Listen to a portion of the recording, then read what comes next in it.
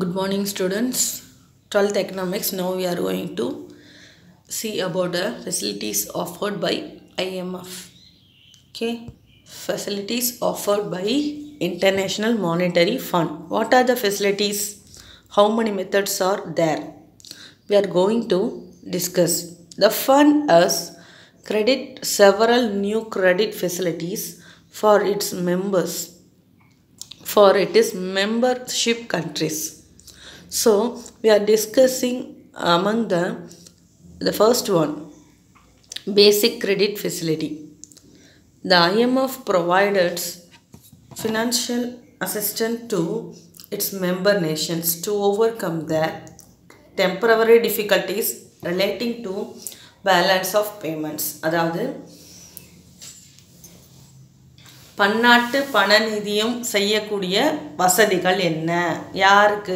Membership கண்ட்ரிக்கு. அது நிறைய வழிகள் இருக்குது.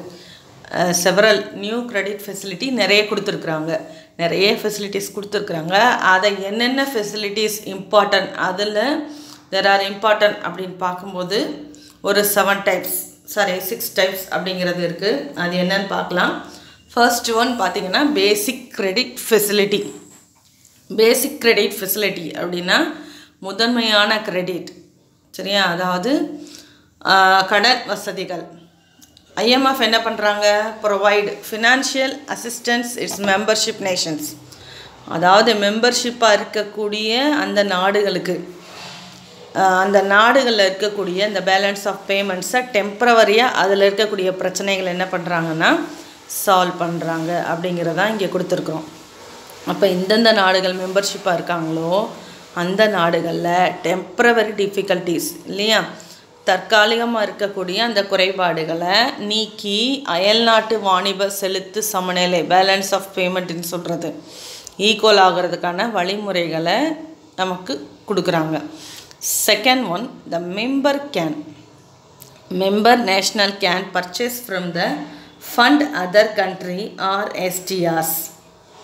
மெம்பர்ஷிப்பாக இருக்கக்கூடிய அந்த நாடுகள் மற்ற ஒரு நாட்டுகளுடைய பணத்தை வாங்குறதுக்கோ அல்லது எஸ்டிஆரை வாங்குறதுக்கோ இது ஒரு ஹெல்ப் பண்ணுது அப்படின்னு சொல்கிறாங்க, ஹெல்ப்பாக இருக்குது. இன் எக்ஸ்சேஞ்ச் ஃபார் ஓன் கண்ட்ரி. அதே நேரங்களில் இப்போ என்னுடைய பணத்தை கொடுத்து மற்றவருடைய மணியை வாங்குறதுக்கோ அல்லது சிறப்பான ஒரு உரிமைகள் சொல்ல கொடுக்குறத ஸ்பெஷல் ரைட்ஸ்ன்னு சொல்கிறேன், எஸ்டிஆர்னு சொல்கிறோம் இல்லையா.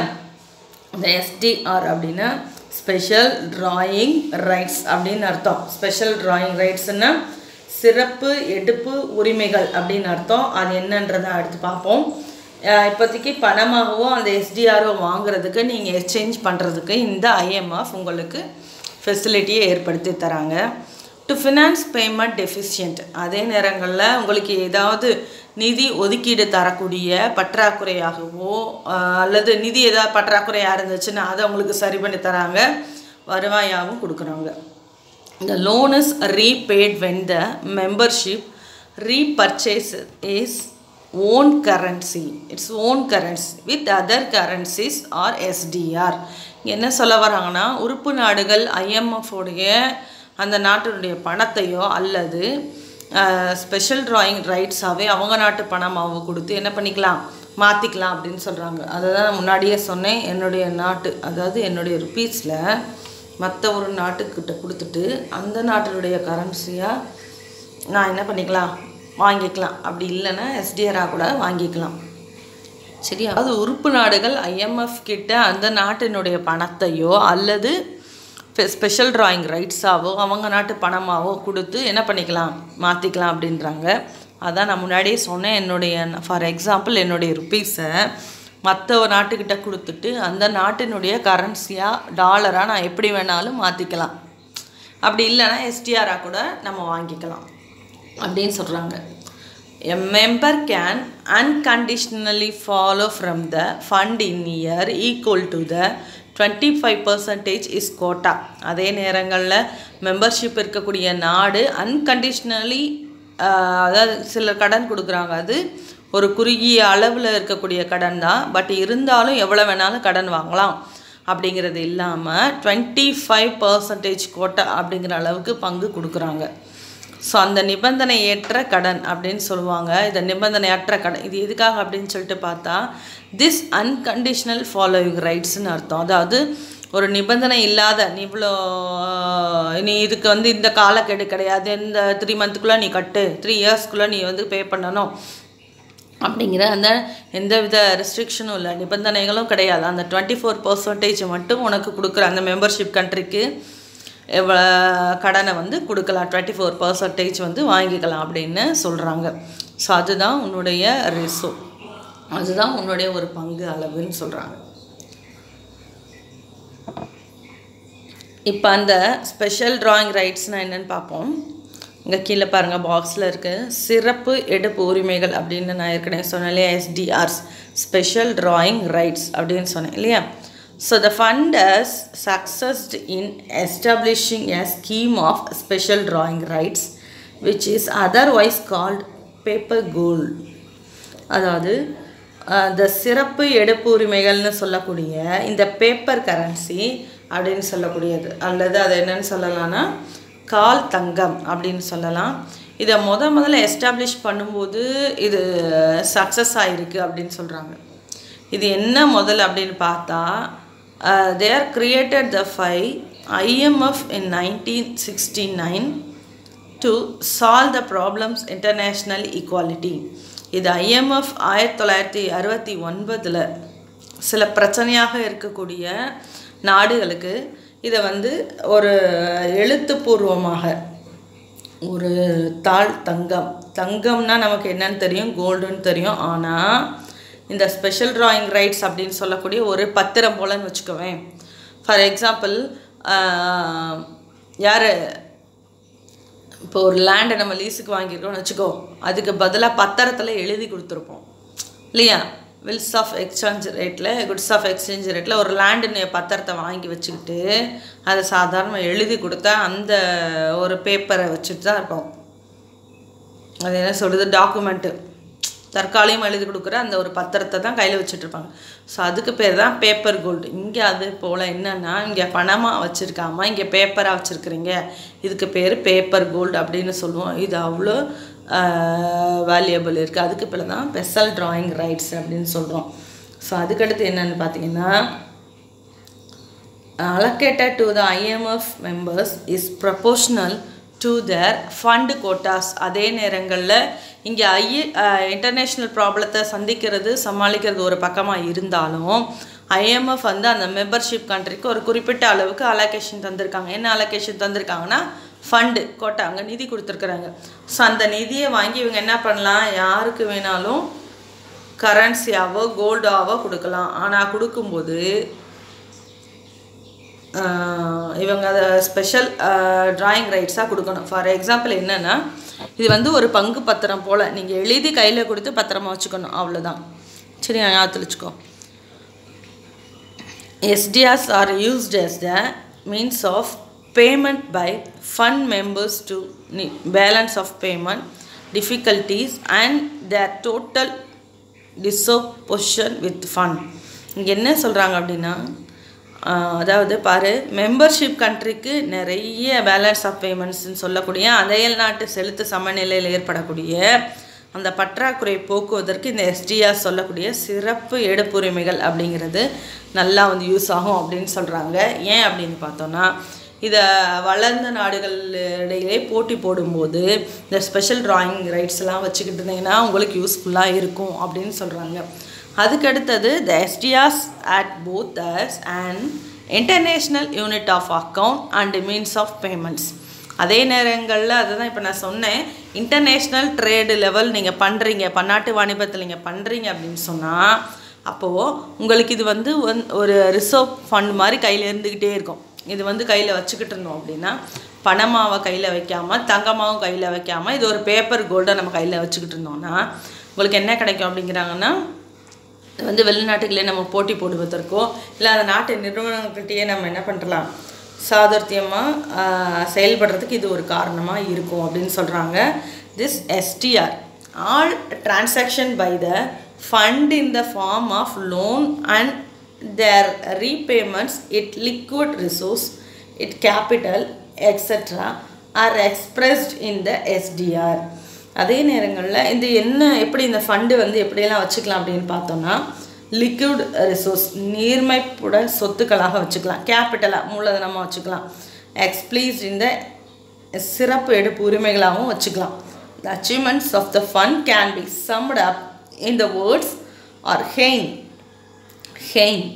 That fund Hein அப்படிங்கிறது எக்கனாமிக்ஸ் என்ன பண்ணுறாரு அப்படின்னா ஒரு வேர்டு சொல்கிறாரு. என்ன வேர்டு அப்படின்னா அவர் சொல்கிறாரு அச்சீவ்மெண்ட்ஸ் பண்ணியிருக்கு இந்த ஃபண்டு அப்படிங்கிறாரு. என்ன இந்த எஸ்டிஆர் அப்படிங்கிறது அச்சீவ்மெண்ட் பண்ணியிருக்கு அப்படின்றாரு. என்ன அச்சீவ்மெண்ட் பண்ணியிருக்கு அப்படின்னு பார்க்கலாம். That fund is like an international reserve bank. அதாவது இந்த எஸ்டிஆர் வந்து ஒரு பன்னாட்டு மத்திய வங்கி போல் ஒரு ரிசர்வ் பேங்க் போல் செயல்படுது அப்படிங்கிறாரு. அப்போ யாருக்கு வேணாலும் இது யூஸ்ஃபுல்லாக இருக்கும், அப்போ அவங்களுக்கு நல்ல ஹெல்ப்ஃபுல்லாகவும் இருக்குது அப்படின்னு சொல்கிறாரு. சரியா? அடுத்த ஃபெசிலிட்டி ஆஃபர்ட் பை ஐஎம்எஃப்பில் ஐஎம்எஃப்னுடைய ஃபெசிலிட்டிஸ் என்ன அப்படின்னு பார்த்துட்ருக்கோம். அதில் பேசிக் கிரெடிட் ஃபெசிலிட்டி இப்போ நம்ம பார்த்துருக்கோம், ஸ்பெஷல் ட்ராயிங் ரைட்ஸ் அப்படிங்கிறதையும் பார்த்துருக்கோம். இப்போ செகண்ட் பாயிண்ட் என்ன அப்படின்னா எக்ஸ்டெண்டட் ஃபண்ட் ஃபெசிலிட்டி. எக்ஸ்டெண்டட், சரியா? அதாவது ஃபஸ்ட்டு பார்த்தது பேசிக் கிரெடிட் ஃபெசிலிட்டி பார்த்தோம், இந்த செகண்ட் வந்து எக்ஸ்டெண்ட் பண்ணியிருக்கிறாங்க. இது என்ன எக்ஸ்டெண்ட் ஃபண்ட் ஃபெசிலிட்டின்னா, under this arrangement the IMF provides additional borrowing facility up to 140% of the membership quota. அதாவது ஐஎம்எஃப்பில் யார் கிட்டத்தட்ட மெம்பர்ஷிப் கண்ட்ரியாக இருக்காங்களோ அவங்களுக்கு கொடுக்கக்கூடிய கடன் வசதியை எக்ஸ்டெண்ட் பண்ணியிருக்கிறாங்க. எப்படி எக்ஸ்டெண்ட் பண்ணியிருக்கிறாங்க அப்படின்னு பார்க்கும்போது கிட்டத்தட்ட 140% அளவில் அவங்களுக்கு லோன் தராங்க. அந்த ஃபெசிலிட்டிஸ் அதாவது என்ன பண்ணுறாங்கன்னா கடன் கொடுக்குறாங்க.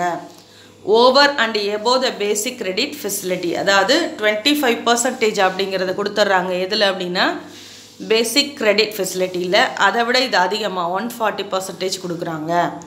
The extended facility is limited for a period of 2-3 years and the rate of interest is low.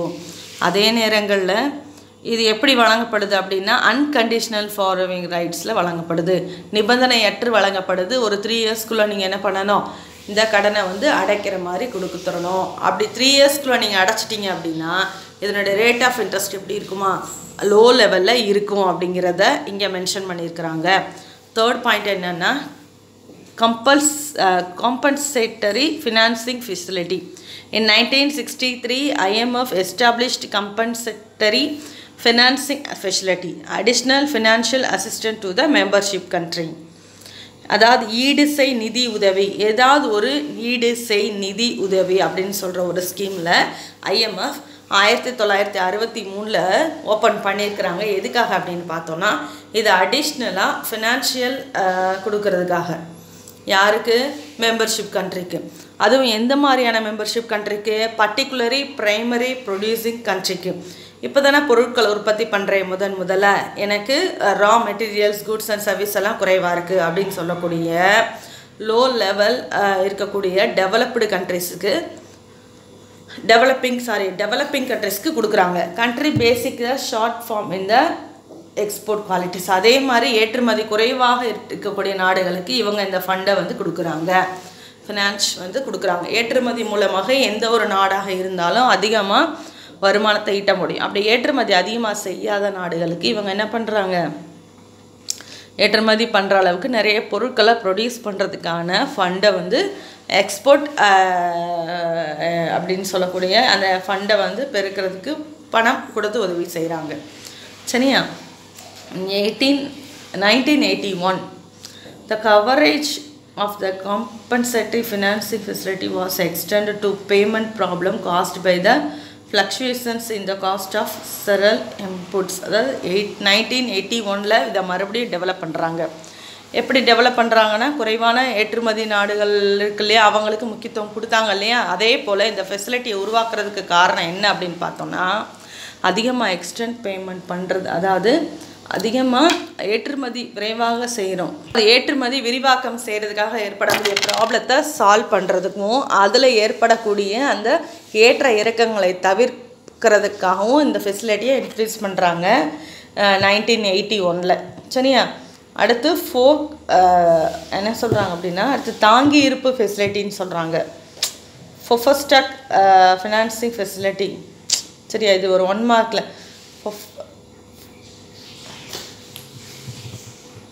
அடுத்தது பஃபர் ஸ்டாக் ஃபெசிலிட்டி. இது 1969. இது MRT ஆக்டும் இந்த பஃபர் ஸ்டாக்கும் ஒரே இயரில் இருக்குன்றதை ஞாபகத்தில் வச்சுக்கோ.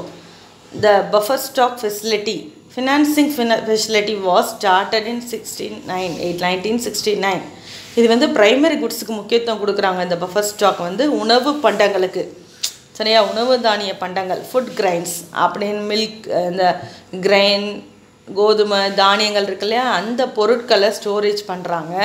Producing countries to finance contribution to buffer stock arrangement for the stabilisations of primary product prices. இதே நேரங்களில் இந்த தாங்கி இருப்பு அப்படிங்கிற வசதி எதுக்கு துணையாக இருக்குது அப்படின்னு சொன்னால், இருக்கக்கூடிய இந்த இயற்கை வளங்கள்லேருந்து உற்பத்தி பண்ணக்கூடிய அந்த பண்டங்களை தாங்கி இருக்க ஒரே நேரத்தில் அந்த பொருட்களுக்கு வந்து எப்படின்னா பெரிஷபிள் குட்ஸ் போல் அது வந்து சீக்கிரம் கெட்டு போகக்கூடிய தன்மையுடையது.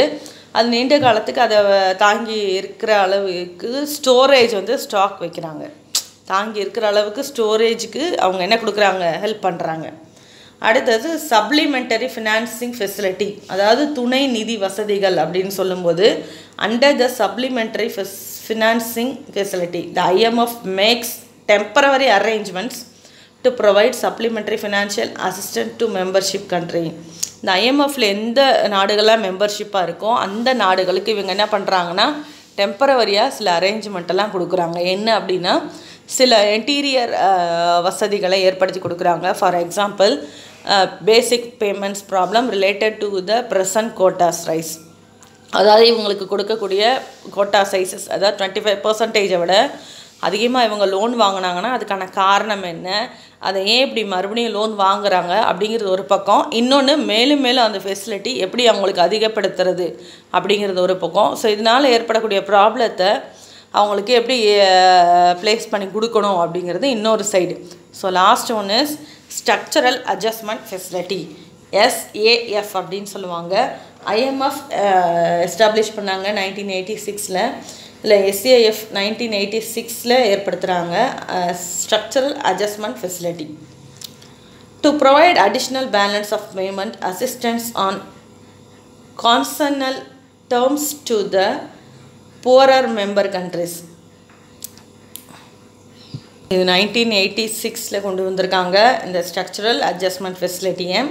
To provide additional balance of payment, சரியா, assistant on concessional terms to the poor, அதாவது ரொம்ப புவராக இருக்கக்கூடிய நாடுகளுக்கு ஹெல்ப் பண்ணுறதுக்காகவோ இல்லை அந்த நாடுகளுக்கு சில பல வசதிகள் அட்ஜஸ்ட்மெண்ட் பண்ணுறதுக்காக தான் இந்த ஸ்ட்ரக்சரல் அட்ஜஸ்ட்மெண்ட் ஃபெசிலிட்டியை உருவாக்கியிருக்கிறாங்க.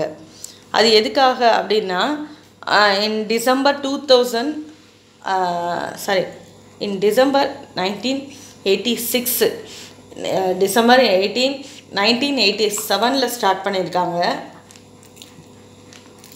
இதை வந்து மார்ச் 1986 ரெகுலேட் பண்ணாலும் ஆக்ட் கொண்டு வந்தது 1987 தான் வந்து ஆக்ட் கொண்டு வராங்க. இந்த SA ஃபெசிலிட்டி அப்படிங்கிறது இன்னொரு வகையில் சொல்கிறாங்க enhanced structural adjustment facility. It was set up to argument the availability of concessional resource to the low income countries. வளர்ச்சி குறைவாக இருக்கக்கூடிய நாடுகளோ வருமானத்தை குறைவாக சந்திக்கக்கூடிய நாடுகளுக்கு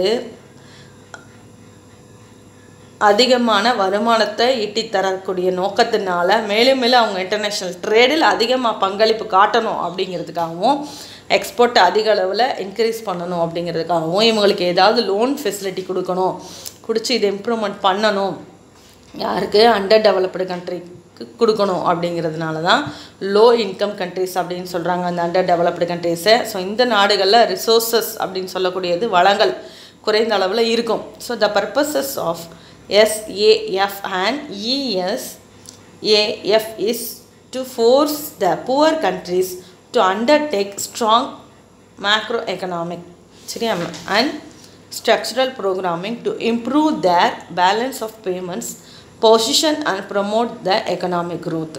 அதே நேரங்களில் இது ஒரு நாட்டினுடைய ஒட்டுமொத்த ஸ்ட்ராங்கான மேலாண்மை பொருளாதாரத்தை உருவாக்குவதற்கும் புவர் கண்ட்ரியை மேலும் மேலும் ஸ்ட்ராங்கான ஒரு கண்ட்ரியாக வலுப்படுத்துறதுக்கும் அதனுடைய ஸ்ட்ரக்சரல் டெவலப்மெண்ட்டை அதிகப்படுத்துவதற்காகவும் நிறைய ப்ரோக்ராம் கொடுக்குறாங்க.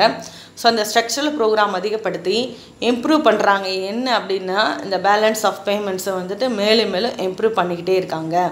ஸோ இந்த பொசிஷனால் என்ன ஆகும் அப்படின்னு பார்த்தோம்னா எக்கனாமிக் க்ரோத் அப்படின்னு சொல்லக்கூடியது ப்ரொமோட் ஆகிக்கிட்டே இருக்குது.